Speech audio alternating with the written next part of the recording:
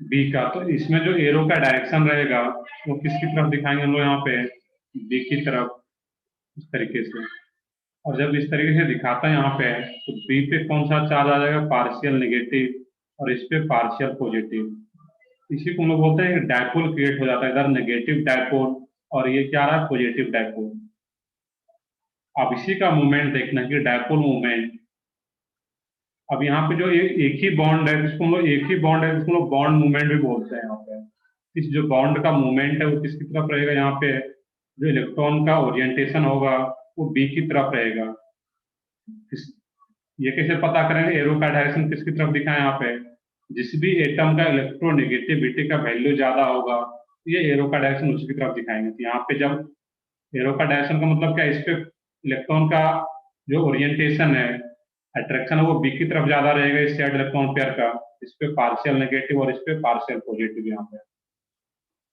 अब इस केस में देखना है यहाँ पे कि तो डायपोल जो वर्ड आ रहा था इसका मीनिंग क्या था, यहाँ पे ये नेगेटिव डायपोल और ये पॉजिटिव डायपोल, डायपोल क्रिएट हो रहा है यहाँ पे due to difference in electronegativity. अब यहाँ पे देखना है कि जो ए बी है इस पे चार्ज, तो कुछ चार्ज डेवलप हो गया। अब इस ए और बी इसके बीच का कोई डिस्टेंस भी होगा यहाँ पे, जो भी आ रहा है यहाँ पे एल या डी, तुम डी बोलना है यहाँ पे। अगर ए और बी का जो बॉन्ड डिस्टेंस है, जो बॉन्ड लेंथ बोल सकते हैं, वो क्या हो यहाँ पे डी हो, कुछ चार्ज भी डेवलप हो रहा है और इस दोनों एटम के बीच में कोई डिस्टेंस भी है यहाँ पे। इसको लोग यहाँ पे डिफाइन भी करते हैं डायपोल मूवमेंट को। Dipole movement is the product of, इतना लिख लो यहाँ पे, dipole movement, dipole movement is the product of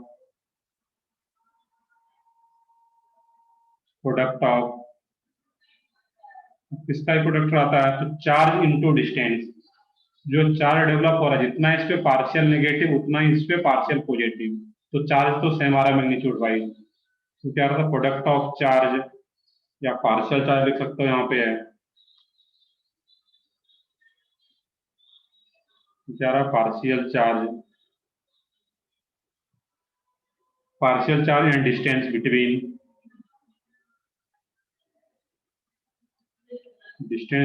them, इसके बीच का डिस्टेंस, ये दोनों एटम के बीच का डिस्टेंस, और इस पे जो पार्शियल पॉजिटिव चार्ज डेवलप हो रहा है यहाँ पे। और इसको हम रिप्रेजेंट कैसे करते हैं, म्यू से, mu equal to q into d, charge into distance. ये जो चार्ज आ वैसे पार्शियल नेगेटिव आ रहा है, पार्शियल पॉजिटिव आ रहा है, तो यहाँ पे क्यू लिख रहे हैं, तो क्यू का मतलब भी क्या, किससे आ रहा है, पार्शियल चार्ज से ही। तो mu equal to q into D.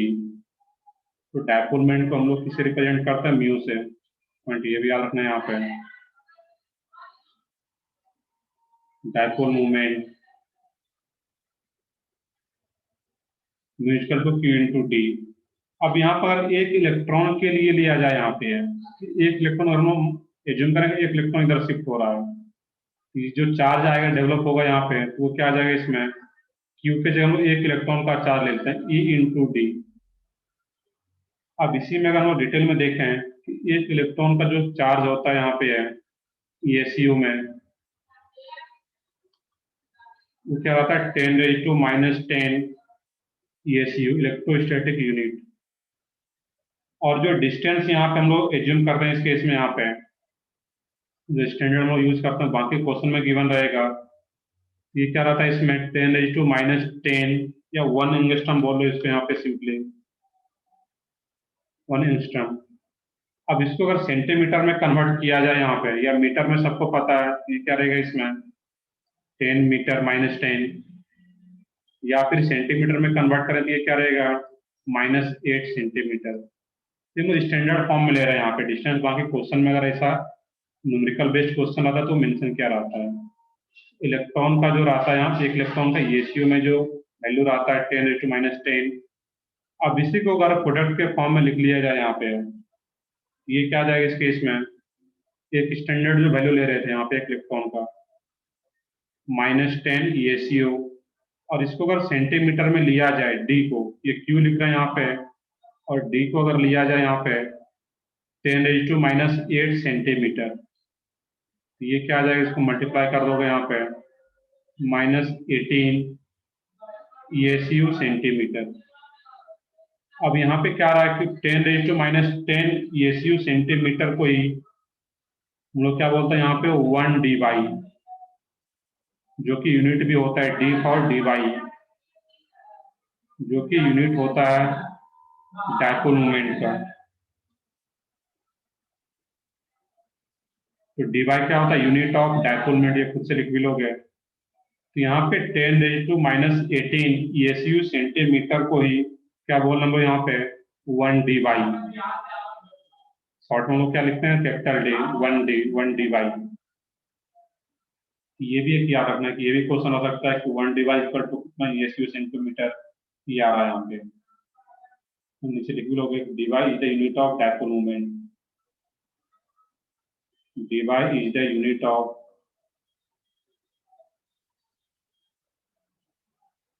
Dipole moment. यहाँ पर हम लोग देख रहे थे कि एक रैंडम सा कोई एग्जांपल लिया था AB, कुछ चार्ज डेवलप हो रहा है due to difference in electronegativity, और कुछ डिस्टेंस लिया यहाँ पे। इसी दोनों का जो मल्टीप्लिकेशन होगा Q into d, charge into distance, तो ये क्या रहता है? Dipole moment. और डायपोल मोमेंट का यूनिट क्या होता है? dy। 1 dy इक्वल टू क्या रहेगा? 10⁻18 ESU सेंटीमीटर। एक ये यहाँ पे याद रखना था। अब नेक्स्ट देखते हैं यहाँ पे जो डायपोल मोमेंट है, इसका एक प्रॉपर डायरेक्शन भी है, A से B की तरफ जा रहा है, और इसका कुछ मैग्नीट्यूड भी निकल के आ रहा है यहाँ पे।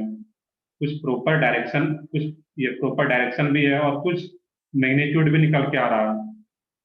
तो एक ऐसा क्वांटिटी जिसमें कि डायरेक्शन भी हो और कुछ मैग्नीट्यूड भी आ रहा हो, ये कैसा क्वांटिटी होता है? वेक्टर। वेक्टर क्वांटिटी फिजिक्स में सब लोग पढ़ रखे हो डिटेल में। तो जो डायपोल मोमेंट है, ये भी कैसा क्वांटिटी है? Vector quantity. डायपोल मोमेंट, बस इसको नोट कर लेते हैं यहाँ पे। Dipole moment is a vector quantity, is a vector quantity.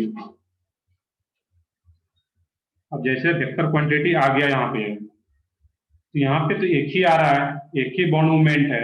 अब एक से ज्यादा कहीं पे अगर आ रहा हो, एक यहाँ पे कोई एक एटम हो इस टाइप से A, यहाँ पे B आ रहा हो, यहाँ पे C आ रहा हो, और B और C का इलेक्ट्रोनेगेटिविटी का वैल्यू क्या हो? इसका A से ज्यादा हो। एरो का डायरेक्शन इधर दिखाएंगे और इसमें इधर दिखाना है यहाँ पे। और कुछ एंगल आ रहा है यहाँ पे थीटा, और इसका जो मैग्नीट्यूड है वो क्या हो? P मान लें, और इसको Q मान लिया जाए यहाँ पे है। ये P और ये Q अगर आ रहा है यहाँ पे, तो ये इसका रिजल्टेंट, एक इसका बॉन्ड मूवमेंट ये आ रहा है, इसका बॉन्ड मूवमेंट ये आ रहा है, डायपोल मोमेंट बोल रहे हैं। इसका जो रिजल्टेंट डायपोल मूवमेंट रहेगा, वेक्टर क्वांटिटी है, तो वेक्टर का फार्मूला सबको पता ही है, फिजिक्स में पढ़ रखे हो गए, p² + q² + 2pq cos theta.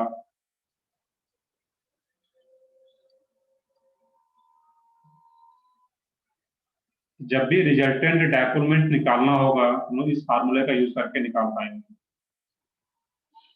यहाँ पे तो मोलिकुलर हम लोग देखते हैं जिसमें कि एक सेंट्रल एटम हो, 2 सराउंडिंग एटम हो, 3 सराउंडिंग एटम हो, आगे देखेंगे हम लोग। जब भी रिजल्टेंट डायपोल मोमेंट निकालना होगा, इस फार्मूले का यूज करके हम लोग निकाल पाएंगे रिजल्टेंट डायपोल मोमेंट, क्योंकि वेक्टर क्वांटिटी है, तो इस फार्मूले से हम लोग निकाल पाएंगे। अब एक पॉइंट और भी देखना है यहाँ पे कि कहीं पे अगर डायपोल मोमेंट, मैं यहीं पे लिख देता हूँ कि डायपोल मोमेंट का वैल्यू अगर कहीं पे निकल के 0 आ रहा, म्यू का वैल्यू अगर 0 आ रहा, रिजल्टेंट डायपोल मोमेंट उस किसी भी मॉलिक्यूल का, इसका मतलब क्या है कि वो जो मॉलिक्यूल होगा वो किस टाइप का रहेगा? Non polar. और डायपोल मोमेंट का वैल्यू क्या आ गया वहां पे? नॉन जीरो, जीरो नहीं है वो। रिजल्टेंट डायपोल मोमेंट जो है वो 0 नहीं आ रहा है किसी मॉलिक्यूल का, तो क्या रहेगा उसमें? Polar molecule. और जैसे जैसे डायपोल मोमेंट का वैल्यू बढ़ता जाएगा, उसका जो बॉन्ड पोलरिटी है, उसमें जो पोलरिटी उस मॉलिक्यूल में डेवलप होता है, तो पोलरिटी भी क्या होता है? इंक्रीज होता जाता है उसमें। दैट मीन जितना ज्यादा, जीरो नहीं है डायपोल मोमेंट, दैट मीन वो पोलर है, तो जितना ज्यादा अगर डायपोल मोमेंट का वैल्यू होगा, उतना ज्यादा पोलर मॉलिक्यूल हो पाता है। उस पर उतना ज्यादा चार्ज डेवलप हो पाएगा, वहां पे पोलरिटी ज्यादा आ पाएगा वहां पे। ये एक इंपॉर्टेंट पॉइंट है यहाँ पे है डायपोल मोमेंट के बेसिस पे। ये जनरली हम लोग यूज करते हैं जब दो से ज्यादा एटम प्रेजेंट हो वहां पे किसी मॉलिक्यूल में, तब इसका हम लोग यूज करते हैं। अगर दो ही एटम हो तो दो ही एटम हो तो हम लोग इसके बेसिस पे भी बता पाते हैं पोलर और नॉन पोलर कि डिफरेंस इन इलेक्ट्रोनेगेटिविटी क्या हो, जीरो हो, उसको हम लोग क्या बोल रहे हैं वहां पे डायटोमिक मॉलिक्यूल के लिए। ये किसी को लिख रहा है यहाँ पे डायटोमिक मॉलिक्यूल के लिए, तो मैं नेक्स्ट पेज पे ले लेता हूँ इसको। यहाँ पे ये किसी भी मॉलिक्यूल के लिए हम लोग लिख पाएंगे यहाँ पे। और डायटोमिक मॉलिक्यूल है, इतना हम लोग डायपोल मोमेंट ना निकाल करके उसका simply difference in electronegativity check कर लेंगे यहाँ पे। इसको इरेज करके यहीं पे लिख देता हूँ, इसको नोट कर चुके हो सब लोग यहाँ पे।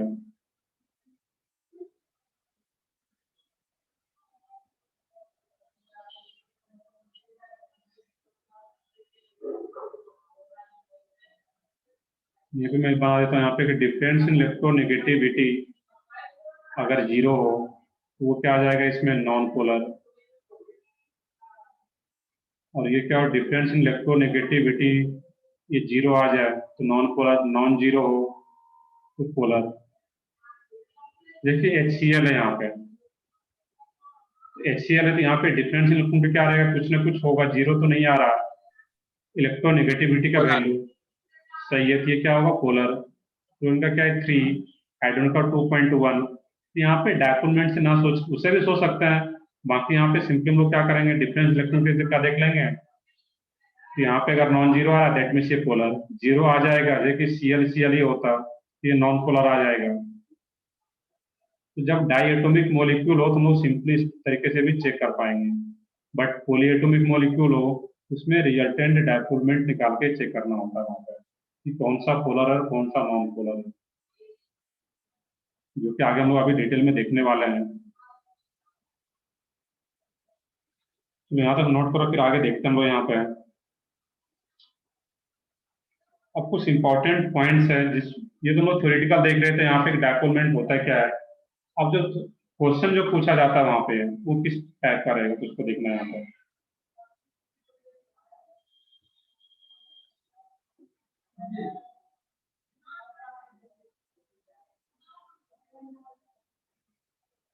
नेक्स्ट है important points about dipole moment.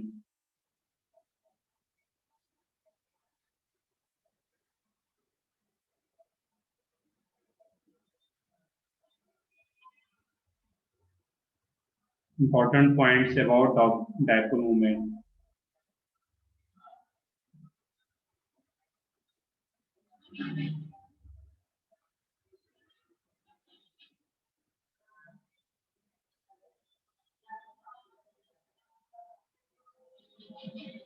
First point है इसमें, फॉर होमोडाइएटोमिक मॉलिक्यूल, देखें इसका example, for homodiatomic molecule, homodiatomic molecule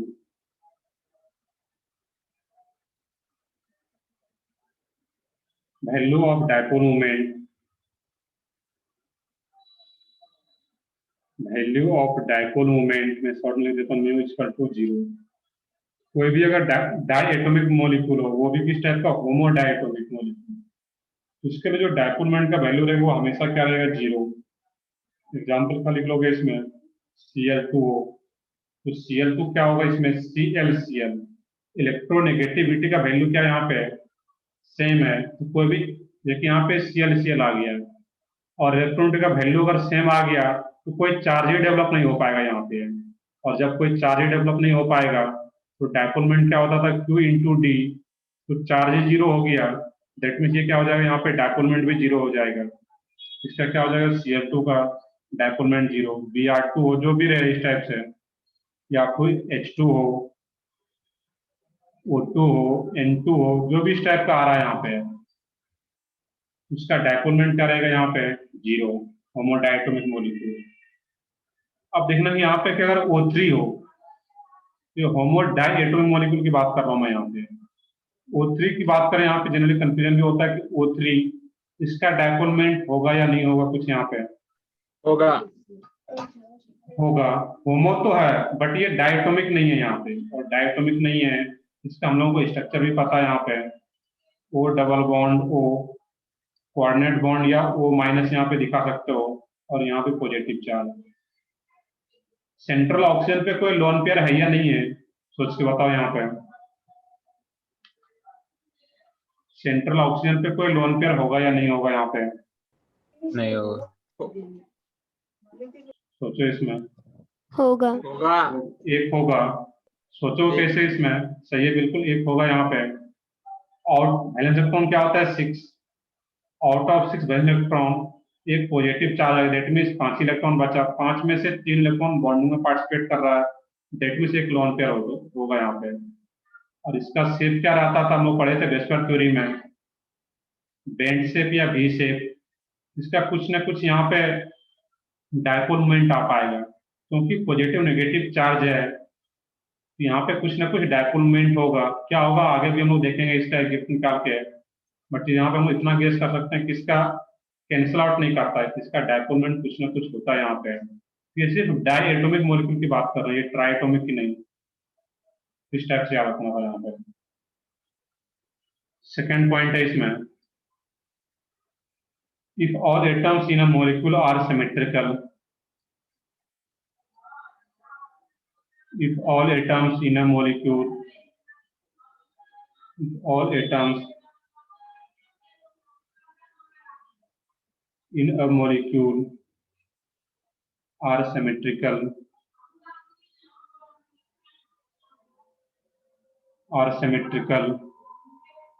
और लीनियर बोल सकते हैं यहाँ पे हम लोग, सिमेट्रिकल और linear, that is regular geometry,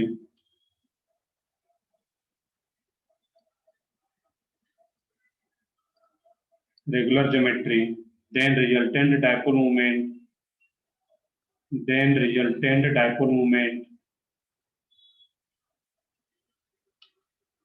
resultant dipole moment is 0। ये पॉइंट काफी इंपॉर्टेंट है, इसको ध्यान से देखो। Then resultant dipole moment is 0। अब इसमें सोचना यहाँ पे है, सबसे पहले एग्जांपल अगर देखें यहाँ पे लीनियर वाले के लिए, लीनियर वाले में एग्जांपल क्या रखेगा, CO2 CH2 BeCl2। अब CO2 का डायपोल मोमेंट अगर यहाँ पे सोचना है तो सबसे पहले देखने की CO2 का शेप क्या होता है, ये पता करना है। वेस्पर थ्योरी लोग पढ़ चुके हैं कि CO2 क्या रहता है इसमें, C डबल बॉन्डो लीनियर। अब इसमें अगर सोचोगे यहाँ पे, इस केस में इलेक्ट्रॉन का वैल्यू किसका ज्यादा है, ऑक्सीजन का। अब कुछ तो वैल्यू पता होना चाहिए कि इलेक्ट्रोनेगेटिविटी सबसे ज्यादा किसका होता है, फ्लोरीन का। फ्लोरीन। कुछ वैल्यू मैं लिख दूं, जो कि पहले मैं लिखा भी था इंडक्टिव फैक्टर टाइम में जीओसी में। फ्लोरीन का क्या होता है 4, फ्लोरीन का 3, ऑक्सीजन की बात करें जो कि ज्यादा यूज होता है 3.5, नाइट्रोजन का भी 3 के अप्रॉक्स। कार्बन में अलग अलग आता है, तो sp कार्बन का सबसे ज्यादा 3.25, फिर sp2 कार्बन का 2.75 और sp3 कार्बन का 2.5, और एक हाइड्रोजन का। इतना तो हमेशा याद रखना है वैल्यू 2.1 इलेक्ट्रोनेगेटिविटी का। यहाँ पे देखना है कि इस केस में ऑक्सीजन का इलेक्ट्रॉन का वैल्यू ज्यादा है, यहाँ पे इस तरीके से डायरेक्शन दिखाएंगे कि जितना इधर मैग्नीट्यूड आएगा उतना ही मैग्नीट्यूड इधर भी आना है, क्योंकि ऑक्सीजन इधर भी ऑक्सीजन है यहाँ पे। तो मैग्नीट्यूड वाइज क्या आ रहा है, यहाँ पे इक्वल आ रहा है, और अपोजिट आ रहा है एक दूसरे के यहाँ पे। और अगर अपोजिट आ रहा है तो जो डायपोल मोमेंट जितना इधर का होगा उतना इधर के आ रहा है, तो ये भी क्या होगा, कैंसिल आउट कर देगा यहाँ पे। और एक दूसरे को जब कैंसिल आउट कर देगा, या फिर फार्मूले से भी सोच सकते थे, तो इसमें एंगल कितना आ जाएगा यहाँ पे, सोच के देखो। एक किधर आ रहा है और एक किधर आ रहा है, इसमें एंगल क्या बताओगे इसके बीच का, 180। सही है 180। इस टाइप से रहा था, तो फिर इसमें बॉन्ड एंगल कितना रहेगा, 0। सही है बिल्कुल।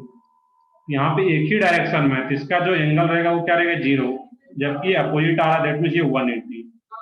और कॉस वही जो फार्मूला आ रहा था पीछे जो हम लोग देख रहे थे यहाँ पे, इसी फार्मूले में अगर वैल्यू मान लो कि इसका कुछ ये भी 1 आ रहा हो, ये 1 आ रहा हो, या 2 आ रहा हो तो ये भी 2 आ रहा हो, इसी फार्मूले में अगर पुट करोगे इसको यहाँ पे तो रिजल्टेंट क्या आ जाएगा 0, क्योंकि cos 180 का वैल्यू पुट करती है -1, ये ओवरऑल 0 कर देगा वैल्यू। तो अभी P और Q का वैल्यू कुछ भी मान के अगर मानते हो यहाँ पे, ये हम लोग जब भी आगे आएगा अगर अपोजिट आ रहा है 180 पे आ रहा है तो क्या होगा, एक दूसरे को कैंसिल आउट करेगा अगर इक्वल मैग्नीट्यूड वाला आ रहा है वहां पे।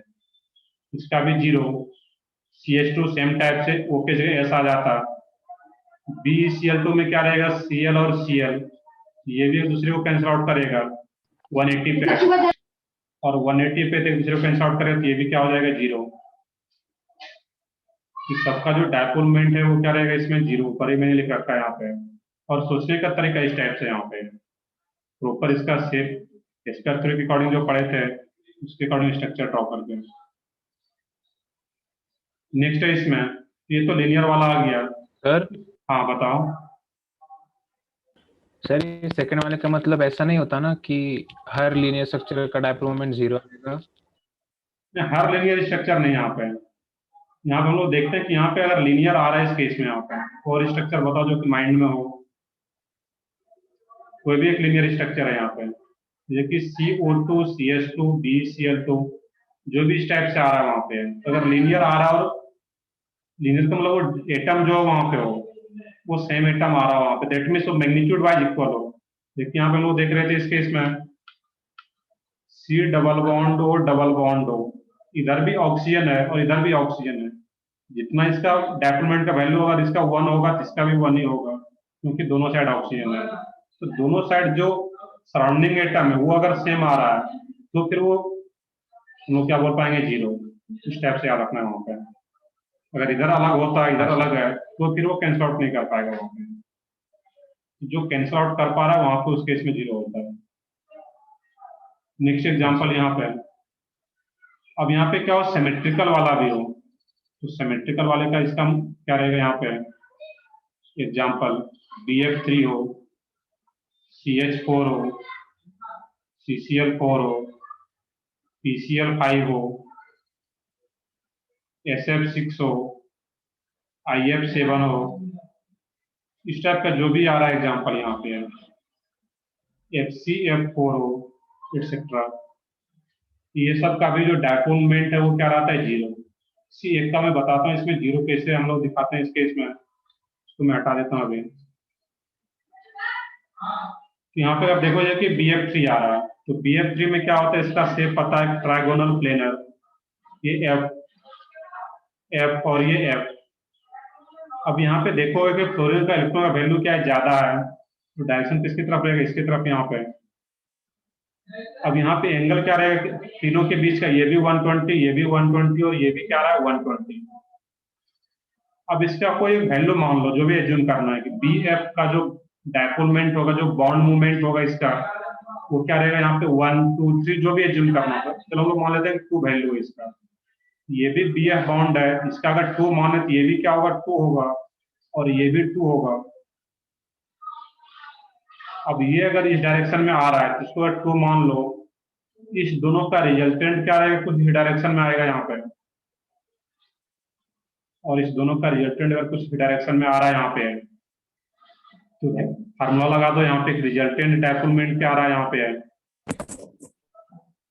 यहाँ पे अगर 2 और 2 आ रहा है इस केस में यहाँ पे, इसमें अगर सोचोगे फार्मूले से तो 2 स्क्वायर, एक का मैं करके बताता हूँ बाकी उससे सोच पाओगे, 2 स्क्वायर प्लस 2PQ, मैथमेटिक्स वाले तो आसानी से बता सकते हैं इसमें यहाँ पे 2 इंटू 2 कॉस, ये वैल्यू क्या आ रहा था 180, कॉस 180 का वैल्यू क्या होता है, सॉरी 120, नॉट 180, 120, कॉस 120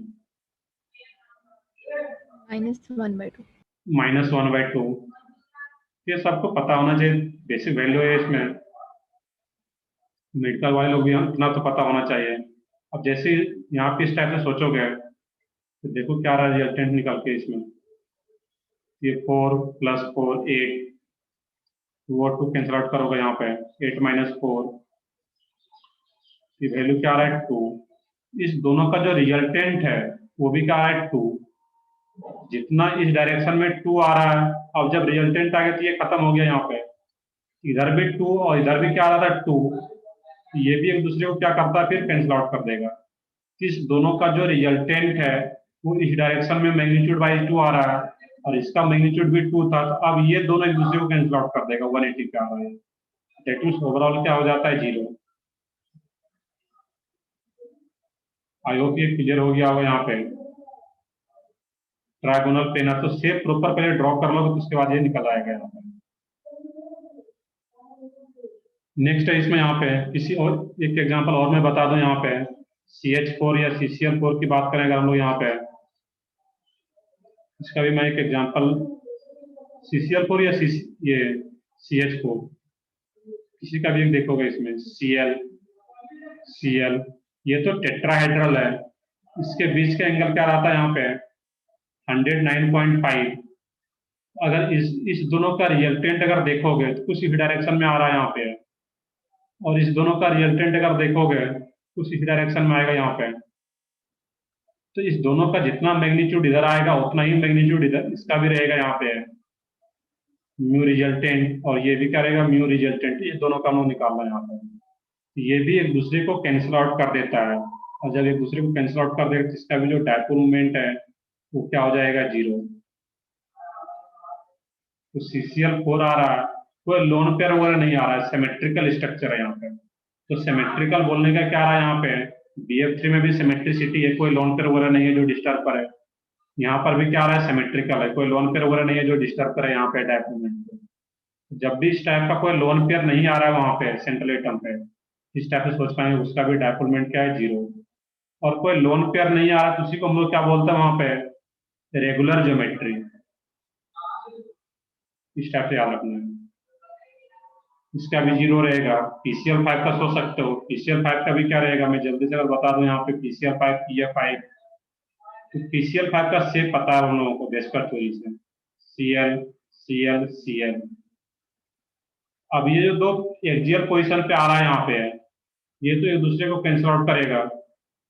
इस दोनों का जो रिजल्टेंट होगा इस डायरेक्शन में कुछ आएगा, और इसका जो मैग्नीट्यूड होगा वही इसका भी मैग्नीट्यूड होगा। अभी हम लोग किए थे BF3 के केस में। तो ये दोनों एक दूसरे को कैंसिल आउट करता है, इस दोनों का रिजल्टेंट इधर है और ये एक दूसरे को कैंसिल आउट करेगा। देखो इसका भी क्या हो जाएगा यहाँ पे 0। SF6 का भी क्या ऑक्टाहेड्रल है, वो भी 0 होगा। IF5 का भी 0। रेगुलर ज्योमेट्री आ रहा है HCF4 का शेप क्या होता है यहाँ पे HCF, इसमें लोन पेयर है यहाँ पे, फिर भी ये क्या होगा 0 F, क्योंकि एक लोन पेयर जस्ट ऊपर होता है यहाँ पे है और एक लोन पेयर यहाँ पे नीचे। इस टाइप से दिखाता हूँ यहाँ पर। ये चारों क्लोरीन एक दूसरे को एक इधर तो एक इधर 180 पे कैंसिल आउट करेगा, एक इधर 180 पे कैंसिल आउट करेगा।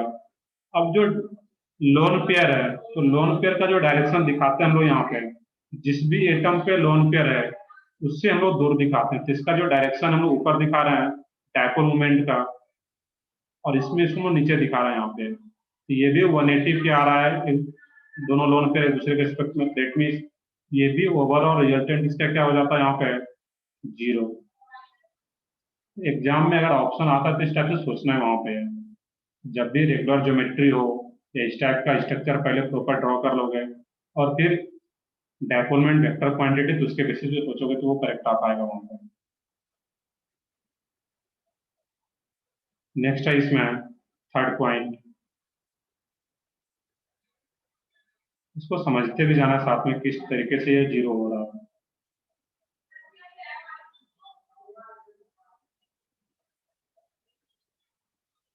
थर्ड पॉइंट है, सेकंड में क्या था कि रेगुलर ज्योमेट्री हो लीनियर या सिमेट्रिकल आ रहा था।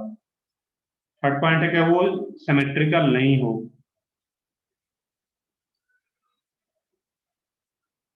थर्ड पॉइंट, इफ मॉलिक्यूल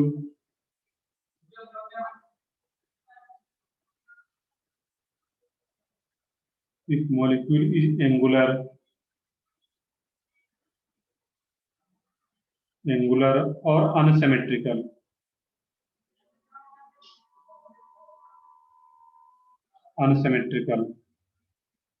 या इसको फिर हम लोग क्या बोलते हैं, इरेगुलर ज्योमेट्री बोलते हैं यहाँ पे। इफ मॉलिक्यूल इज एंगुलर और unsymmetrical then dipole moment is not equal to zero. वो क्या होगा, जीरो नहीं हो पाता वहां पे। Then dipole moment is not equal to zero. That mean क्या रहेगा, पोलर मॉलिक्यूल आ जाएगा। पीछे जो सेकंड एग्जांपल में सेकंड पॉइंट में देखे थे, जीरो आ गया, दैट मीन वो नॉन पोलर। अब इसका भी एग्जांपल देखना है यहाँ पे। तो पहले हम लोग एंगुलर वाले की बात कर ले यहाँ पे। That means angular bend shape हो, एंगुलर शेप हो या बेंड या बी शेप, बी टाइप का आ रहा हो, जैसे कि SnCl2 हो, H2O हो, H2S आ रहा हो, SO2 हो, इस टाइप का कुछ आ रहा है यहाँ पे। और जो भी इस टाइप से आ रहा है यहाँ पे, लाइक NO2 माइनस भी आ रहा हो, एक्सेट्रा। अब यहाँ पे देखना कि SnCl2 का शेप क्या होगा, सोचना कैसे है। तो Sn का वैलेंस इलेक्ट्रॉन क्या होता है, सोच के बताओ। Sn का वैलेंस इलेक्ट्रॉन किस ग्रुप का है, carbon, silicon, germanium, SnPb। That means carbon वाले ग्रुप का है, दैट मीन्स का भी क्या होगा, 4। दो 4 में से 2 इलेक्ट्रॉन बॉन्ड का फॉर्मेशन करा और एक लोन पे रहेगा। इसका शेप क्या निकल के आता है यहाँ पे, बेंड शेप, वी शेप या एंगुलर शेप। अब इसमें देखना कि क्लोरीन का इलेक्ट्रॉन वैल्यू क्या रहेगा, ज्यादा इस डायरेक्शन में रहेगा। और लोन पेयर कैसे रहेगा, हमेशा जिस भी एटम है उससे दूर दिखाते हैं इसका डायपोल मोमेंट, इस तरीके से।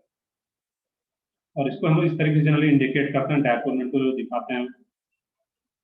अब इस केस में देखना यहाँ पे कि इस दोनों Cl का जो रिजल्टेंट है कुछ इधर रहेगा यहाँ पे, बट इसका मैग्नीट्यूड वाइज कुछ अलग होगा और इसका कुछ अलग रहेगा, तो इलेक्ट्रिक कैंसल आउट नहीं कर पाता। दैट मीन्स ये क्या हो जाएगा, नॉन जीरो। वाटर की बात करें यहाँ पे, OH, 2 लोन पेयर है यहाँ पे, अंडरस्टूड आता है। अब इसमें जो डायरेक्शन है इसका इधर रहेगा, इसका इधर है यहाँ पे, और ये डायरेक्शन ऊपर रहेगा और इसका ये ऊपर। ये भी सब एक ही डायरेक्शन में है, कैंसल आउट नहीं कर पाता है, तो ये भी क्या रहेगा, नॉन जीरो। बाकी को भी इसी टाइप से सोचना है यहाँ पे। ये सब क्या रहता है, एंगुलर शेप का, सबका क्या रहेगा, नॉन जीरो। अनसिमेट्रिकल वाला देखें यहाँ पे, अनसिमेट्रिकल ज्योमेट्री।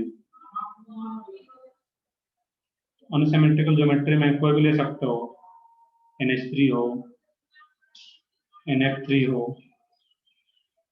SF4 हो, PCl3 हो, जो भी इस टाइप का आ रहा है यहाँ पे, इसमें कोई रेगुलर ज्योमेट्री नहीं आ रहा हो। PCl3 लिख लो यहाँ पे, कोई भी हो सकता है यहाँ पे इस टाइप का। अब देखना कि NH3 NH3 का शेप क्या होता है अकॉर्डिंग टू वेस्पर थ्योरी, सोच के बताओ यहाँ पे। NH3 का shape according to VSEPR theory, pyramid. सही है। वो क्या रहता है, पिरामिडल। सही है। इसमें सोचने का भी तरीका यही है कि H और एक लोन पेयर है यहाँ पे, तो वेस्पर थ्योरी से जब लोन पेयर आता है तो वहां पे हम लोग क्या बोलेंगे, इसका पिरामिडल। इस टाइप से पहले ड्रॉ कर लेना है यहाँ पे NH3। अब यहाँ पे कंपेयर करो इस केस में, तो नाइट्रोजन प्लेटफॉर्म वैल्यू ज्यादा, तो तीनों का डायरेक्शन क्या रहेगा इसमें, नाइट्रोजन की तरफ। और लोन पेयर का मैंने बताया अभी, जब भी दिखाते हैं तो एटम से, जिस एटम पे उससे दूरी दिखाते हैं, दैट मींस ये भी ऊपर की तरफ है यहाँ पे। हम लोग बॉन्ड, ये डायपोल मोमेंट कंपेरिजन आगे पढ़ेंगे। अभी हम लोग देख रहे हैं किसका जीरो किसका नॉन जीरो, बस वो अभी चेक कर रहे हैं यहाँ पे। ये क्या रहेगा, एक ही डायरेक्शन में आ रहा है, कैंसल आउट नहीं कर रहा, दैट मींस ये नॉन जीरो। सिमिलरली NF3 का भी चेक कर सकते थे, SF4 का भी। SF4 की मैं बात करूं, ये क्या रहेगा यहाँ पे, SF4 का ज्योमेट्रिक ये शेप क्या रहता है, SF4 का shape according to VSEPR theory, सोच के बताओ यहाँ पे। F F सीसा। तो ये बिल्कुल वो क्या रहता है, सीसॉ। अब यहाँ पे देखना कि ये एक दूसरे को कैंसल आउट तो कर देगा यहाँ पे, बट ये फ्लो नीचे आ रहा है, इधर आ रहा रहेगा, ये इधर रहेगा। एक लोन पेयर है, एक लोन पेयर अगर है तो कोई इसका दूसरा लोन पेयर अगर होगा तभी वो कैंसल आउट कर पाएगा। तो एक ही लोन पेयर थी, हमेशा क्या रहेगा, इसका डायपोल मोमेंट नॉन जीरो ही रहेगा। ये कैंसल आउट नहीं कर सकता यहाँ पे एक दूसरे को, क्योंकि मैग्नीट्यूड वाइज इक्वल नहीं आ पाएगा यहाँ पे। ये क्या रहेगा, non zero. Similarly PCl3 SF4 जो भी रहे इस टाइप का ही रहेगा यहाँ पे। तो जब भी एक भी लोन पेयर आ गया यहाँ पे, अगर एक लोन पेयर तो हमेशा क्या रहेगा, डायपोल मोमेंट उसका नॉन जीरो ही रहेगा। और जनरली दो लोन पेयर है, जैसे कि पीछे हम लोग एग्जांपल देखे थे कि दो अगर लोन पेयर है यहाँ पे और ये एग्जैक्टली 180 पे है, तभी ये कैंसिल आउट कर पाएगा यहाँ पे। दो लोन पेयर तो यहाँ पर भी था वाटर में, बट ये कैंसिल आउट नहीं करता, इसका डायरेक्शन 180 पे नहीं आ रहा है। तो जो भी इस टाइप का एग्जाम्पल हो तो वहां पे क्या रहेगा, डायपोल मोमेंट इसका नॉन जीरो। एक फार्मूला है वहां पे, बस उसको लिख लोगे अभी 4th पॉइंट में। मैं नेक्स्ट पेज पे ले लेता हूँ इसको।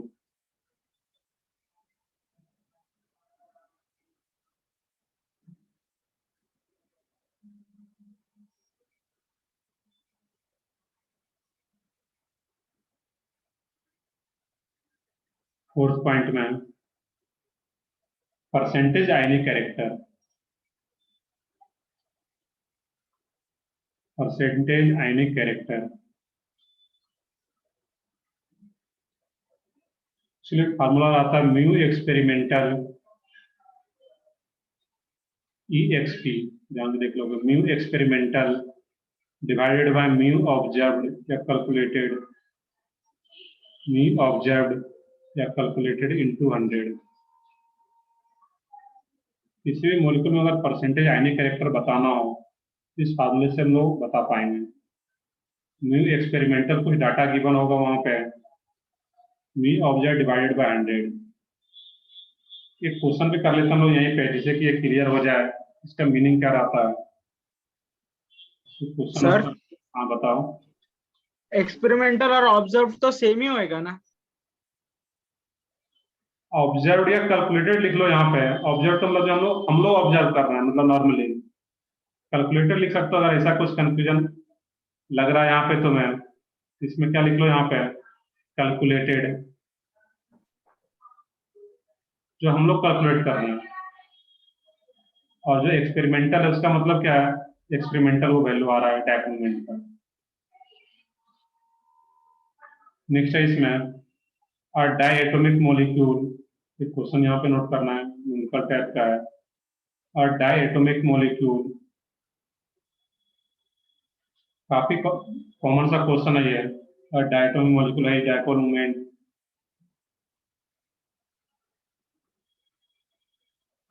है, डायपोल मोमेंट 1.2 dy। यूनिट क्या होता है डायपोल मोमेंट का, dy, 1.2 dy। If the distance between, ले लेते हैं जो if the distance between, if the distance, क्या यहाँ पे पूछना था, if the distance, या इसको क्या लिख लो यहाँ पे, if the bound distance is 1 angstrom, then what will be the percentage ionic character? Then percentage ionic character, इसमें सोच के बताना क्या रहेगा इसका वैल्यू। देखो बेसिकली ये न्यूमेरिकल है यहाँ पे, जो डायएटॉमिक मॉलिक्यूल है डायपोल मोमेंट 1.2 dy, ये कौन सा वैल्यू दिया हुआ है यहाँ पे, एक्सपेरिमेंटल। निकालना है मुझे, कैलकुलेटेड वैल्यू निकालना है, या थ्योरेटिकल जो वैल्यू आ रहा है, कुछ भी बोल सकते हो यहाँ पे, म्यू थ्योरेटिकल या कैलकुलेटेड, वो कितना आएगा यहाँ पे। तो उसके लिए जो वैल्यू आता है यहाँ पे, उसके लिए जो वैल्यू आता है यहाँ पे, एक इलेक्ट्रॉन का मोमेंट दिखाता है यहाँ पे।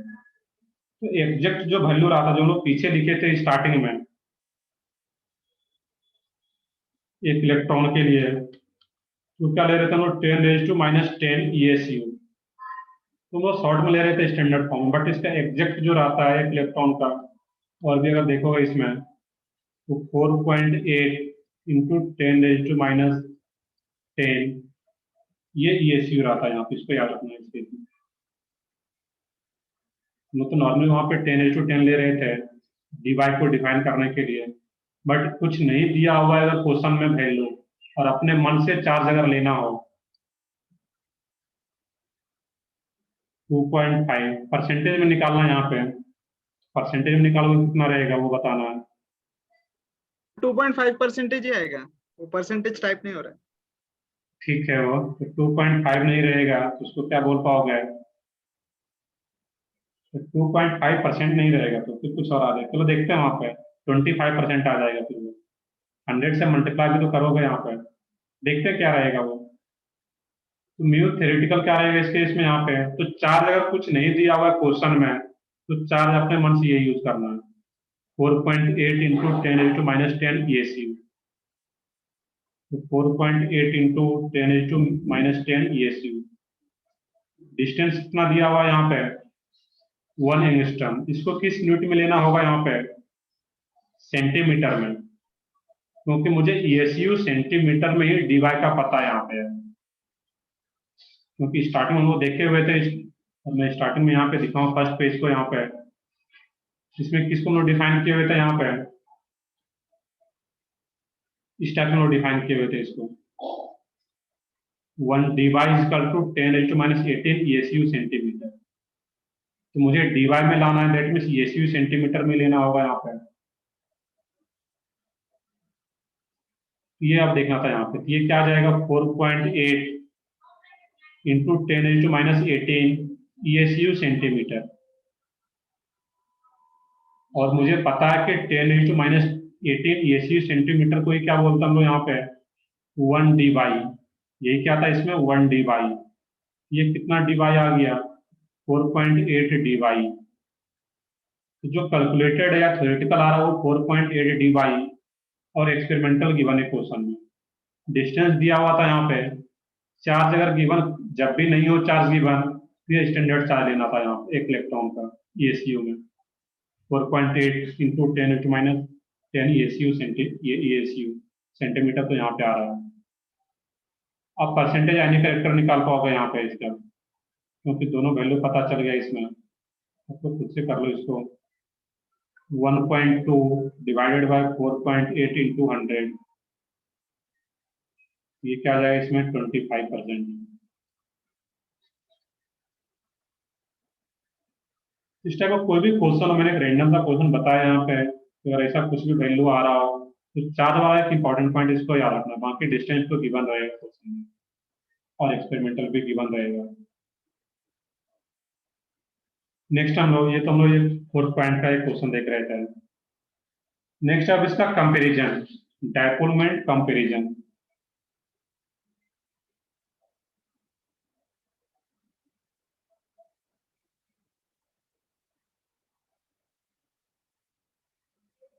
Dipole moment comparison.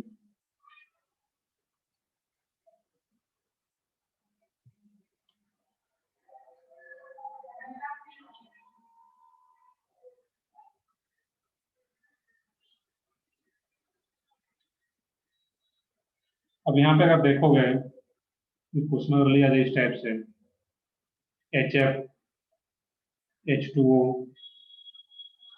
NH3 और NF3, इसमें डायपोल मोमेंट कंपेयर करना है। तो सबसे पहले तो देखना कि चारों जो आ रहा है यहाँ पे, चारों का क्या रहता है नॉन जीरो। अभी हम लोग जस्ट देख चुके हैं यहाँ पे कि HF है, इसका डायपोल मोमेंट क्या होगा, कुछ ना कुछ होगा, क्योंकि डिफरेंस इन इलेक्ट्रोनेगेटिविटी आ रहा है, ये भी क्या होगा यहाँ पे पोलर मॉलिक्यूल होगा।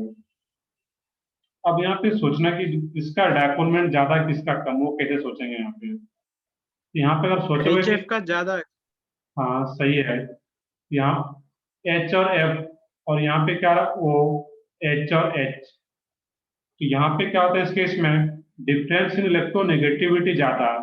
यहाँ पे क्या होगा, ज्यादा चार्ज, जितना ज्यादा डिफरेंस होता है इलेक्ट्रोनेगेटिविटी का उतना ही ज्यादा पार्शियल नेगेटिव और उतना ही ज्यादा पार्शियल पॉजिटिव चार्ज डेवलप होगा इसमें। तो चार्ज यहाँ पे ज्यादा डेवलप होगा, यहाँ पे जो चार्ज डेवलप होता है वो कम हो पाएगा, क्योंकि यहाँ पे डिफरेंस इन इलेक्ट्रोनेगेटिविटी कम है, और चार्ज अगर कम है तो डायपोलमेंट भी इसका क्या रहता है, कम ही रहेगा, क्योंकि डिस्टेंस जो है ये भी HF है, ये भी OH है। तो यहाँ पे सेम पीरियड का एलिमेंट है तो डिस्टेंस बहुत ज्यादा वेरी नहीं करता, तो चार्ज यहाँ पे अगर ज्यादा हो रहा है इसका डायपोलमेंट ज्यादा है।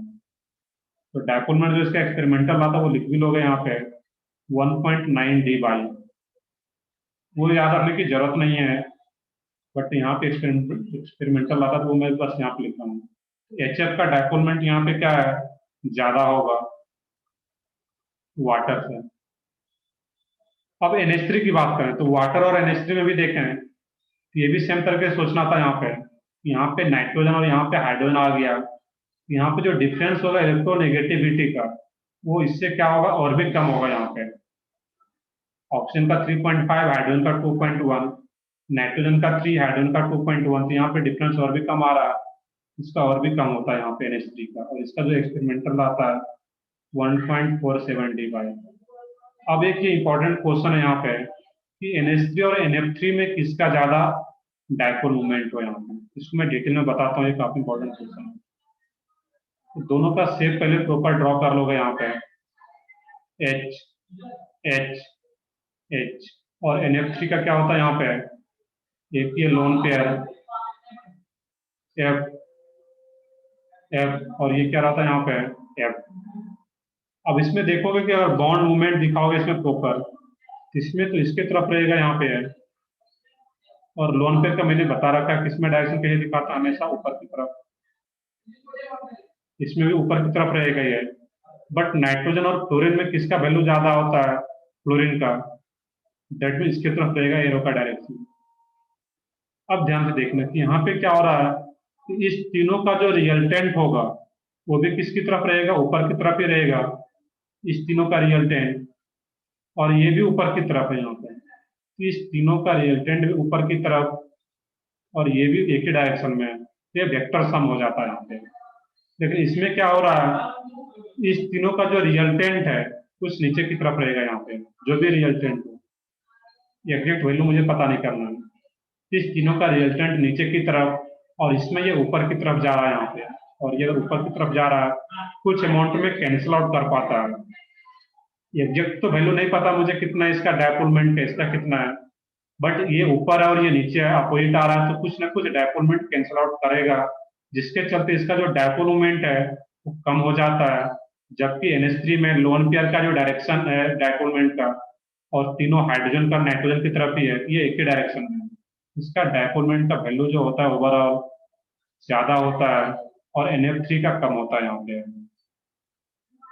जीरो फिर भी नहीं होता है, क्योंकि एग्जैक्टली कैंसल आउट नहीं कर पा रहा, ये लोन पेयर ये बॉन्ड का डायपोलमेंट है, एग्जैक्टली कैंसल आउट नहीं करता है, ये भी नॉन जीरो और ये भी नॉन जीरो, बट ये इसका ज्यादा है क्योंकि सब एक ही डायरेक्शन में आ रहा है, और NF3 का सबसे लास्ट में।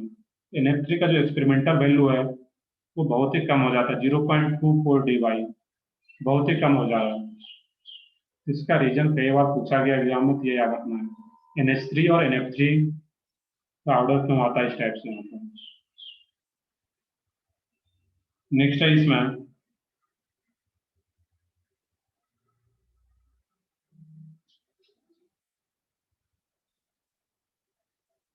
एक ऑर्गेनिक का क्वेश्चन अगर हम लोग लें, जो कि ऑलरेडी हम लोग कर रखे हैं यहाँ पे, C+C H Cl और H, और इसमें भी क्या आ रहा है यहाँ पे C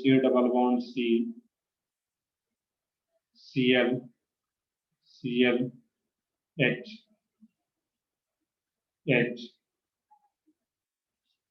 ये फर्स्ट और ये सेकेंड लो, दोनों में से डायपोलमेंट किसका जीरो किसका नॉन जीरो, या कंपेयर में किसका ज्यादा किसका लेस होगा।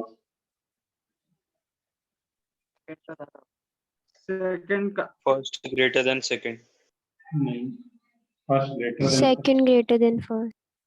सही है, सेकंड सही है, सेकंड ग्रेटर होगा इसमें, इसमें वही काम करना है तो पहले उसका पढ़ेंगे। जीरो होगा ना। सही है, फर्स्ट का तो क्या रहेगा, जीरो ही आ जाएगा उसमें, क्योंकि ये एग्जैक्टली क्या रहता है, ऊपर दिखाता और यहाँ पे ये क्या रहता है 180 पे, ये कैंसिल आउट करता है एक दूसरे को, और ये भी तो क्या है इसमें 180, ये भी क्या करेगा कैंसिल आउट, इसका तो 0 ही हो जाता है। और इसका क्या रहेगा यहाँ पे, ये कुछ ही डायरेक्शन में कुछ ही डायरेक्शन में ये एग्जैक्टली कैंसिल आउट नहीं कर पाता यहाँ पे, क्योंकि ये लगा रहा है 180 पे नहीं आ पा रहा है, ये क्या रहेगा नॉन जीरो, इसका ग्रेटर रहेगा। इस टाइप से जो भी क्वेश्चन आता है, बाकी हम लोग ज्योमेट्रिकल आइसोमेरिज्म में किए थे सीस ट्रांस, ये क्या रहा था यहाँ पे सीस, और ये ट्रांस ट्रांस का क्या रहा है यहाँ पे 0, कैंसिल आउट कर देगा एक। नेक्स्ट हो यहाँ पे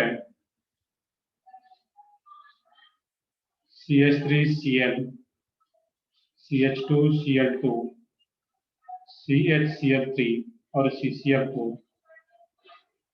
इसमें डायपोलमेंट का ऑर्डर क्या रहेगा यहाँ पे, CH3Cl, CH2 Cl2, CHCl3, CCl4 का।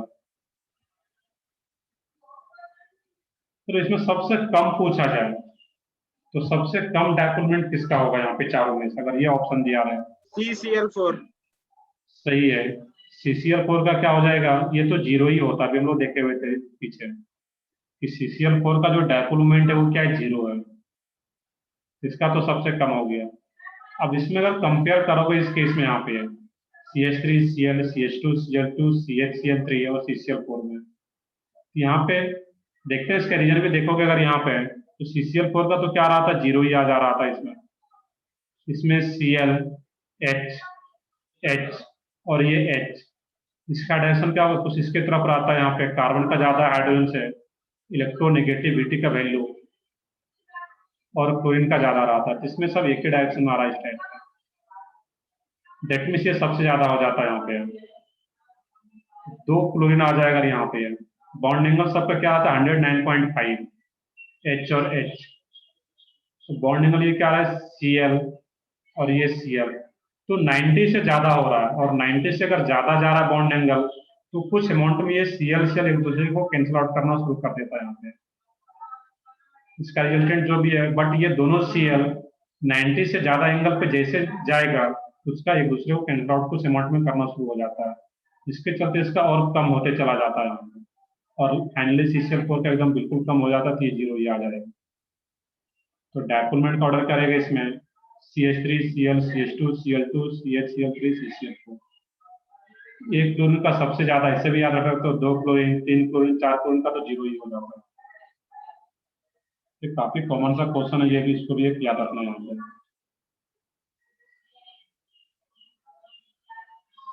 नेक्स्ट है इसमें, नेक्स्ट क्वेश्चन की बात करें यहाँ पे हम लोग,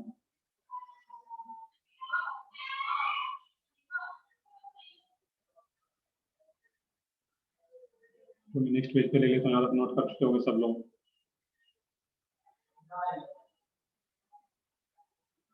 next question CH3F, CH3Cl, CH3Br, CH3I, इसमें डायपोलमेंट ऑर्डर बताना यहाँ पे। देखो कुछ याद होगा तो फिर बता पाओगे करेक्ट यहाँ पे।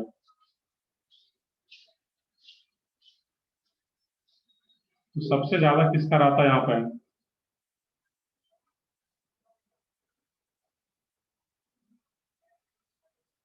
One two three four, normally तो होना चाहिए था 1 2 3 4, बट इसमें थोड़ा सा कुछ एक्सेप्शन टाइप से यहाँ पे मैं ऑर्डर पहले लिख देता हूँ, उसके बाद एक्सप्लेन करता हूँ। यहाँ पे CH3Cl का सबसे ज्यादा, then CH3F, then CH3Br, then CH3I। अब इसका रीजन देखना था यहाँ पे, रीजन बाकी तो ठीक है, बट ये दोनों में ऐसा क्यों आ जा रहा है यहाँ पे, तो यहाँ पे सोचना है कि जो डायपोलमेंट है वो 2 चीजों पे डिपेंड करता है, चार्ज इनटू डिस्टेंस। तो चार्ज तो इसमें ज्यादा डेवलप होगा क्योंकि डिफरेंस इन इलेक्ट्रोनेगेटिविटी इसमें ज्यादा है, बट यहाँ पे चार्ज भी डेवलप हो रहा है, और यहाँ पे जो डिस्टेंस होगा कार्बन क्लोरीन, यहाँ पे डिफरेंट पीरियड का एलिमेंट है, यहाँ पे जो डिस्टेंस आता है वो काफी ज्यादा रहता है यहाँ पे, और डिस्टेंस ज्यादा है इसके रिस्पेक्ट में, तो यहाँ पे जो चार्ज भी डेवलप हो रहा है partial negative partial positive.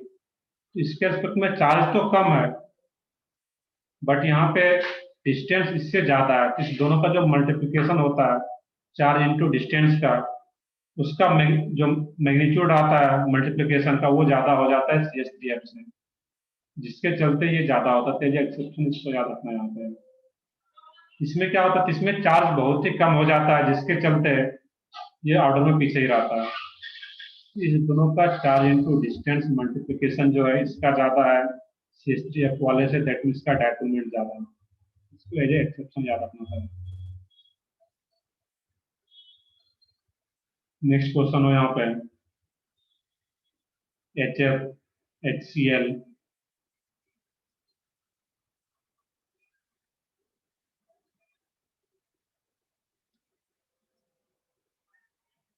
Mainly यहाँ पे कार्बन और क्लोरीन बॉन्ड आ रहा है, कार्बन क्लोरीन बॉन्ड आ रहा है, तो इस टाइप से पूछना था यहाँ पे। HCl HBr HI H2O H2S H2AC H2T। इसमें देखना है कि डायपोल मोमेंट ऑर्डर, तो यहाँ पे कोई भी एक्सेप्शन नहीं रहता। इस केस में HF HCl HBr HI, यहाँ पे क्या है, इस केस में हाइड्रोजन है, यहाँ पे कोई एक्सेप्शन नहीं रहता। यहाँ पे HF यहाँ भी जो रहता है बहुत ज्यादा डिफर नहीं करता मैग्नीट्यूड वाइज। यहाँ पे हाइड्रोजन आ गया कि यहाँ पे कोई भी एक्सेप्शन नहीं होता है। नॉर्मली जो होता है यहाँ पे डायपोल मोमेंट ऊपर की तरफ इंक्रीज करता है, क्योंकि ऊपर ज्यादा चार्ज डेवलप हो पाता है यहाँ पे, तो डायपोल मोमेंट इंक्रीजेज HF का सबसे ज्यादा। सिमिलरली H2O H2AC, तो डिफरेंस ज्यादा आ रहा है इलेक्ट्रोनेगेटिविटी का, दैट मीन्स इसका डायपोल मोमेंट भी क्या रहेगा यहाँ पे ज्यादा। इस टाइप का कोई भी क्वेश्चन आता है तो यहाँ पे सोच सकते हो। नेक्स्ट है इसमें कुछ ऑर्गेनिक कंपाउंड लिया जाए। यहाँ पे देखिए इस टाइप से हो, ClCl आर्थो पे ले लिया जाए, ClCl या जो भी ग्रुप हो यहाँ पे। अब यही दोनों Cl क्या हो, मेटा पे आ जाए, और यही दोनों Cl कहाँ पे हो, पैरा पे आ जाए।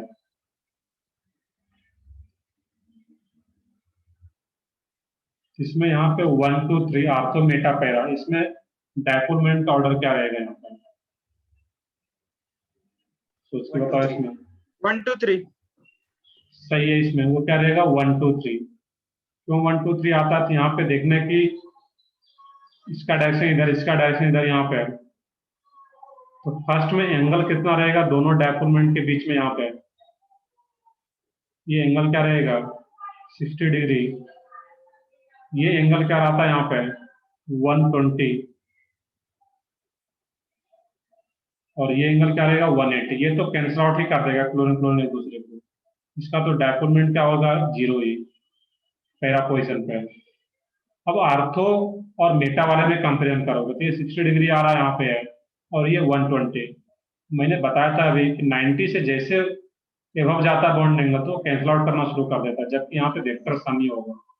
इसका डायपोल मोमेंट जब रिजल्टेंट निकालोगे वेक्टर वाले फार्मूले से भी, इसका रिजल्टेंट डायपोल मोमेंट ओवरऑल ज्यादा रहता है।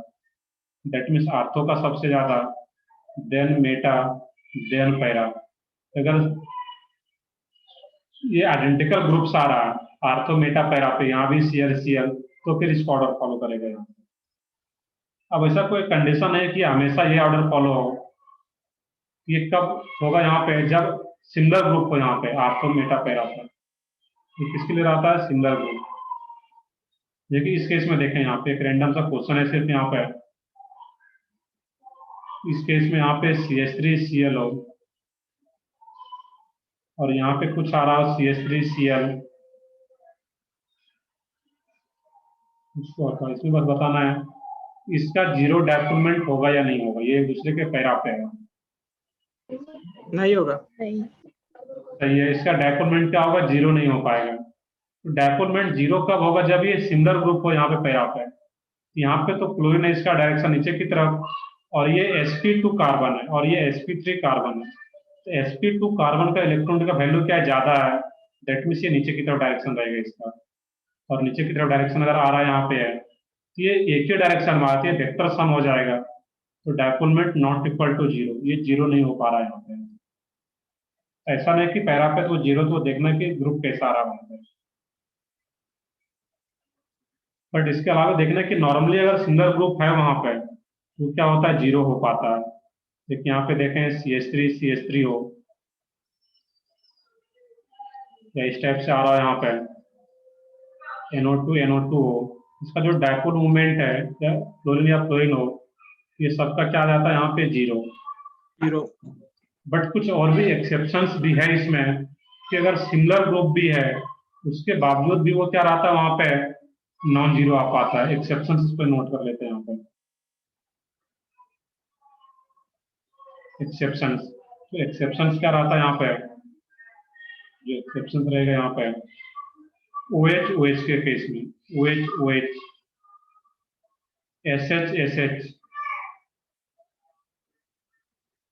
SH और ये क्या रहेगा यहाँ पे फिर CO ईस्टर ग्रुप हो, एसिड भी रहे कार्बोक्सिलिक एसिड, तो वो क्या रहता है नॉन जीरो। यहाँ पे जो रहता है इस केस में एक्सेप्शन एज याद रखना था यहाँ पे, क्योंकि इसमें होता है कि इस सबका क्या रहता है नॉन जीरो, जबकि होना चाहिए था इसका जीरो, क्योंकि आइडेंटिकल ग्रुप है, ये क्या होना था कैंसिल आउट करेगा। बट यहाँ पे जो OH है इसका जो लोन पेयर वगैरह होता है यहाँ पे, दो लोन पेयर है यहाँ पे, ये एक दूसरे को एग्जैक्टली कैंसिल आउट नहीं करता यहाँ पे है, क्योंकि ये जो OH रहता है तो इसका अलग डायरेक्शन है, इसका अलग डायरेक्शन है। या इसका बुक में लिखा रहता है इसका जो रीजन है due to out of plane structure, due to out of plane structure, एक जो है अलग प्लेन में, ये अलग प्लेन में आ जाता है यहाँ पर लोन पेयर, तो ये अलग प्लेन में रहता है यहाँ पे, ये अलग प्लेन में है, जिसके चलते ये डायपोल एग्जैक्टली जीरो नहीं हो पाता। तो ये एज एक्सेप्शन 3 को याद रखना था। OH SH और COR याद रखना आसान था, और कार्बोक्सिलिक आर के जगह H भी आ सकता है, तो COR SH और OH इस 3 के केस में क्या रहता है यहाँ पे जीरो नहीं हो पाता है डायपोलमेंट, अगर आइडेंटिकल ग्रुप भी आ रहा है पहला पोजिशन पे। इस टाइप से इसको याद रखना था यहाँ पे, किसका डायपोलमेंट क्या है यहाँ पे नॉन जीरो। तो कुछ क्वेश्चन देखते हैं यहाँ पे हम लोग। तो डायपोलमेंट का कोई भी अगर क्वेश्चन आता है यहाँ पे, एक तो क्वेश्चन पूछा गया था यहाँ पे कि पोलर और नॉन पोलर, तो पोलर और नॉन पोलर अगर क्वेश्चन पूछा जाए, मैंने स्टार्टिंग में आज बताया, उसको हम लोग 2 तरीके से चेक कर पाएंगे वहां पे। एक तो कैसे चेक कर पाते हैं लोग वहां पे, इलेक्ट्रोनेगेटिव डिफरेंस है और पॉलीएटॉमिक मॉलिक्यूल है, तो डायपोलमेंट के बेसिस पे जो क्वेश्चन देखते हैं हम लोग यहाँ पे।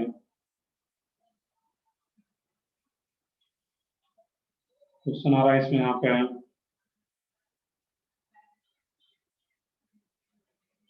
इसमें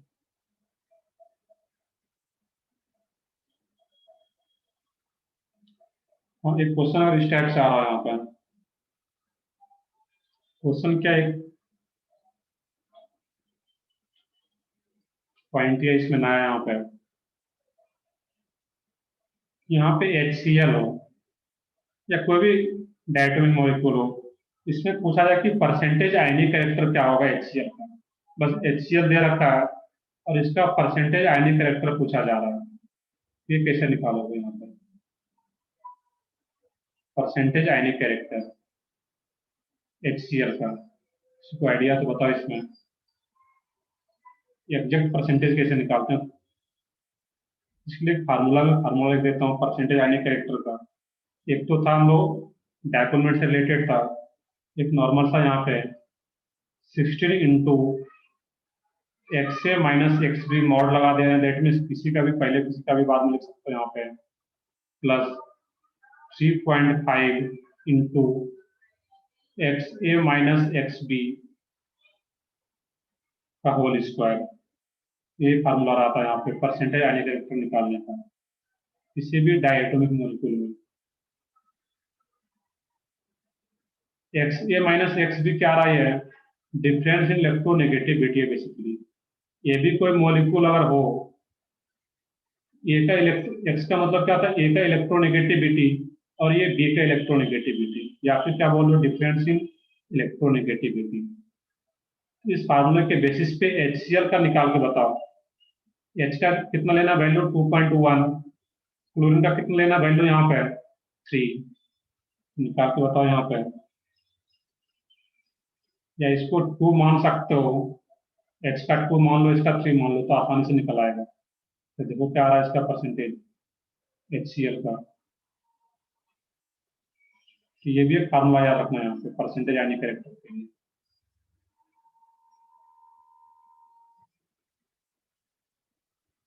सोचो इसमें HCl में 18.5 18.5 जो भी आ रहा है वहां पे, ये तो 16 ही आ जाएगा यहाँ पे। ये मॉड हम लोग लगा रहे हैं, दैट मीन्स किसी को भी पहले लिखो, इसको 2 को पहले लिखो, 3 को बाद में, तो 2 - 3 -1, तो मॉड लगा हुआ तो ये क्या कर देगा 1 ही, ये 16, ये 3.5 इंटू 1 ही अगर मान लो इसको डिफरेंस, तो ये 1 सही है। तो क्या जाता है इसमें 19.5। तो आयनिक कैरेक्टर इसका क्या है 19.5। तो आयनिक कैरेक्टर इतना है, तो कोवेलेंट कैरेक्टर कितना होगा इसका यहाँ पे सर एग्जैक्ट निकालोगे 2.1, वो देख लोगे एग्जैक्ट भी निकाल सकते हो। मैंने एक अप्रॉक्स इसको 2 मान के निकाल लिया यहाँ पे, अप्रॉक्स ही है, एग्जैक्ट नहीं है ये। एग्जैक्ट जब 2.1 मान के कैलकुलेट करोगे तो फिर वो आता है। तो इसका अगर 20 के अप्रॉक्स या 19 के अप्रॉक्स आ रहा है परसेंटेज आयनिक कैरेक्टर, तो इसका कोवेलेंट कैरेक्टर क्या होगा 80 के अराउंड होगा, 81 के अराउंड 81। तो वैसे भी हम लोग जानते हैं कि HCl कैसा होता है, कोवेलेंट कैरेक्टर, कोवेलेंट कंपाउंड है, कोवेलेंट बॉन्ड बनता है यहाँ पे, इसका कोवेलेंट कैरेक्टर ये ज्यादा होगा। इसका आयनिक कैरेक्टर क्या होता है यहाँ पे कम है इस केस में। तो किसी का भी निकाल सकते हैं, HF हो, HF का निकाल सकते हो, दोनों एटम का बस इलेक्ट्रोनेगेटिव का वैल्यू पता हो वहाँ पे। एक निकालो, किसी का भी निकालोगे इसमें, क्योंकि NaCl का अगर निकालोगे इसका आयनिक कैरेक्टर ही ज्यादा मिलेगा यहाँ पे, कोवेलेंट कैरेक्टर कम रहता है, क्योंकि ये आयनिक कंपाउंड है वहाँ पर। इस फार्मूले से भी निकाल सकते हैं वहाँ पर, कोई भी कंपाउंड हो तो इस तरीके से सोच सकते हो वहाँ पर। कि हम लोग देख रहे थे डायपोल मोमेंट्स के बारे में, इसमें जो भी क्वेश्चन अब आता है उसको कर सकते हो यहाँ पे। नेक्स्ट है इसमें हाइड्रोजन बॉन्डिंग। चलो ठीक है, इसमें हाइड्रोजन बॉन्डिंग का भी है एक लेक्चर, हाइड्रोजन बॉन्डिंग में भी लगेगा, उसमें intermolecular hydrogen bonding, intramolecular, boiling point. तो कल का जो लेक्चर होगा वो भी काफी इंपॉर्टेंट होगा, उसमें हाइड्रोजन बॉन्डिंग के बारे में डिटेल में देखेंगे। और हाइड्रोजन बॉन्डिंग के बाद जो रहेगा फिर छोटे छोटे टॉपिक बच जाता है उसमें, लाइक एक आयनिक बॉन्ड है उसको देख लेना था अभी हम लोगों को, आयनिक बॉन्ड, फिर इंटरमोलिकुलर फोर्सेस, और उसके अलावा कुछ देख लेंगे हम लोग एसिडिक ऑक्साइड, बेसिक ऑक्साइड, ये यहाँ पे ही। और उसके बाद फिर वो जो पीरियोडिक टेबल का कुछ पार्ट बचा हुआ था वो भी हम लोग देख लेंगे। तो केमिकल बॉन्डिंग के साथ साथ पीरियोडिक टेबल को भी अच्छे से हम लोग मिस कर पाएंगे।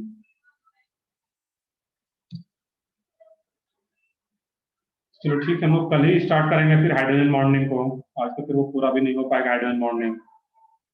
कल के लेक्चर में ही फिर हम लोग हाइड्रोजन बॉन्डिंग को स्टार्ट कर पाएंगे। बट डायपोल मोमेंट का अलग सेक्शन होगा केमिकल बॉन्डिंग में, तो सेक्शन वाइज करते जाओगे इसका क्वेश्चन। तो ठीक है, मैं कल फिर स्टार्ट करता हूँ इसका आगे का हाइड्रोजन बॉन्डिंग।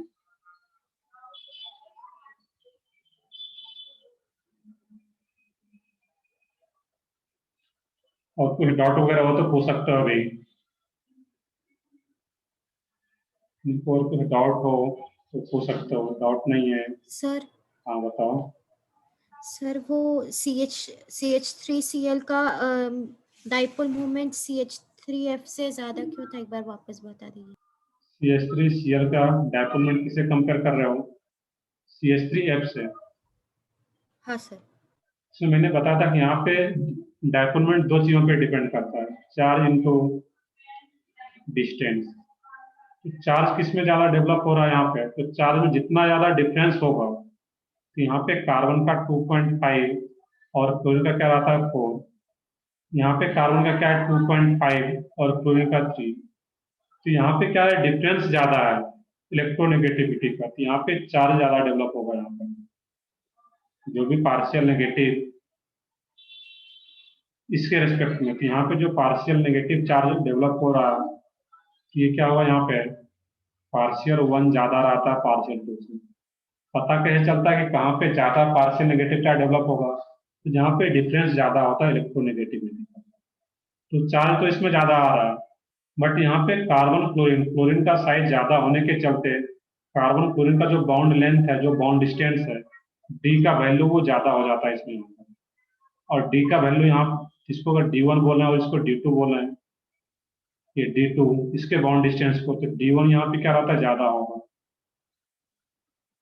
तो ओवरऑल क्या होता है यहाँ पे, जो चार्ज इंटू डिस्टेंस का मल्टीप्लीकेशन, इसका डिस्टेंस ज्यादा होने के चलते चार्ज इंटू डिस्टेंस का मल्टीप्लीकेशन CH3Cl के केस में ज्यादा आ जाता है यहाँ पे।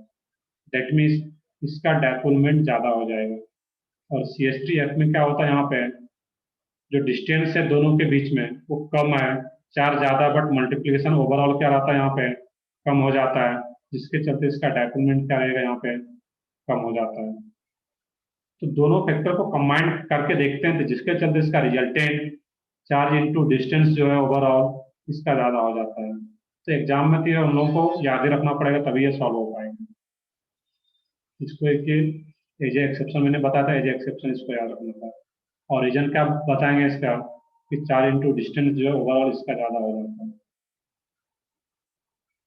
और कोई डाउट हो किन्हीं को, इसका डायपोलमेंट आज के लेक्चर का हो या पीछे जो लेक्चर हम लोग पढ़े थे उसमें से कोई डाउट हो तो पूछ सकते हैं यहाँ पर। बाकी नेक्स्ट वीक में केमिकल बॉन्डिंग का भी अलग से डिस्कशन क्लास लगेगा, तो GR MR दोनों अलग अलग क्लास लगेगा, डिस्कशन क्लास। तो सब लोग बॉन्डिंग का भी क्वेश्चन करके रखेंगे। तो नेक्स्ट वीक के स्टार्टिंग में ही मंडे या ट्यूजडे को ही क्लास लगाऊंगा मैं इसमें डिस्कशन का।